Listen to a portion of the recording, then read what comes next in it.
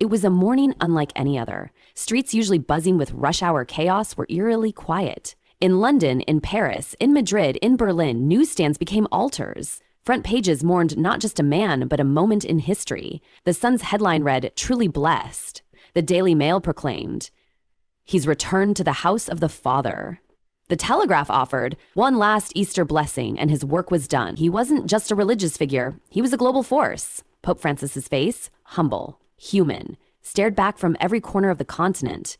Britain's mourning was profound. The Guardian printed, "Groundbreaking head of Catholic Church, Pope Francis dies at 88. The Times reflected on his mission. Outsider with a mission to change the Catholic Church. The Star echoed public sentiment, the people's pope. The financial world, too, honored him, not with statistics or charts, but with photos, his face beside numbers, signaling his impact even beyond spiritual borders. In France, sorrow draped over the front pages. Le Parisien declared, "The Pope of the People, François 1362025. Le Figaro whispered goodbye. Adieu, François 132025. No fluff, just farewell.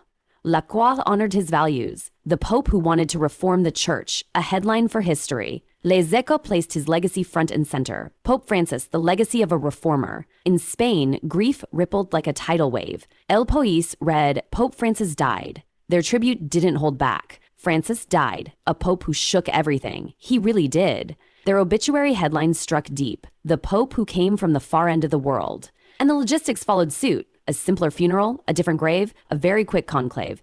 Even in death, he stayed true to simplicity. ABC reflected, the legacy of 12 years of pontificate in which he sought to reform the church. Another added, a pope open to the world, a world now broken without him. El Mundo called him the pope who shook up the church and wanted to give a voice to the excluded. Their final line was potent. Farewell to a pope who tried to revolutionize the Catholic Church. La Raison simply wrote, Adios, Francisco. Farewell, Francis. And with more love than sorrow, farewell, Francis. A pope for everybody. Everybody. Everybody. Germany echoed with mourning. Tagesspiegel offered his last Easter. A simple but sharp message on the pages. Pope Francis is dead. One German paper featured his meeting with U.S. Vice President J.D. Vance. Vance, see and die. Another quoted Pilate's words. Look, a human being. Frankfurter Allgemeine noted the moment of death. The Pope returned home to his father's house at 7:35. Die Welt printed a photo of Pope Francis holding a cross at the end of his pilgrimage. St. Peter's Square was shrouded in grief. Not a funeral yet, but already a vigil. Pilgrims and reporters moved in reverence. Tourist from Australia, Eamon Ahern, said, So hopefully there's a new Pope who comes in who's progressive as well, who kind of brings in, he's more modern to what the history has been. Tourist from Brazil, Joares Ramalho, said, he is a great man, a fantastic character above the papacy. He was on a different level. As crowds gathered, some clutched postcards of the Pope as if trying to hold on to him a little longer. Italian papers wrote, Thank you, Francis. Everyone's Pope, Monday's angel. No explanations, just affection. In Cologne, candles flickered against cathedral walls. Passerby Alfred Gerhards said, I hope that his successor will be a little more liberal than the Pope, and that will be difficult. There will be a lot of infighting now because I assume that the church in Africa and Asia will now also assert its influence and say, it's our turn. And when they come, I think they will be extremely conservative. Passerby Emma Hetke said, I hope that the new one, Pope, will perhaps correct some of the mistakes made by the last one, but otherwise Pope Francis, was actually quite good. Londoners crossed bridges in silence. London resident Samantha Lay said, Sounds like he's abolished a few little practices that they had, so forward thinking, I suppose. I guess you have to change with the times because it doesn't seem as many people are really flocking to the church these days. Yeah, I think he'll be well remembered and yeah, has hopefully done some good in the world and yeah, raised the profile of the Catholic Church. Parisian Anne Lavat, 55, said, listen, even though I'm not practicing, I was a little saddened because it happened over Easter, a time that's very important for all Christians. So it was surprising, even though we were kind of expecting it.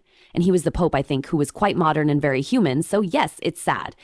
I think that he's opened up the Catholic Church to a lot more new ideas, especially with women in the priesthood and his views on gay marriage and stuff like that. I think he has advanced the church a lot of years. He was very forward thinking. 68-year-old pensioner Vitance Caceres said, "He was a beautiful person who went about doing good, very sociable, very affectionate, a person as one should be." 83-year-old pensioner Maria del Pilar said, "He has always been with the people. He was a pope who has given himself to everyone, who has thought of everyone, the poor, the needy, a pope attentive to the whole world." Pope Francis passed at 7:35 a.m. on April 21, 2025. Stroke and cardiac arrest, they said. But really, his heart was just too big for this world. On Saturday, April 26th, the world will say goodbye. In St. Peter's Square, where he once called for peace, mourners will gather one last time. He won't be buried beneath the Basilica, but rather, per his humble request, in Santa Maria Maggiore. From Trump to Skolinski, leaders will arrive, some to honor, some to be seen, all to witness history, and soon the white smoke will rise again. A new pope will be chosen, but there'll never be another Francis. He didn't just lead the church, he changed it. Europe mourns, and the heavens maybe just gained their most radical angel.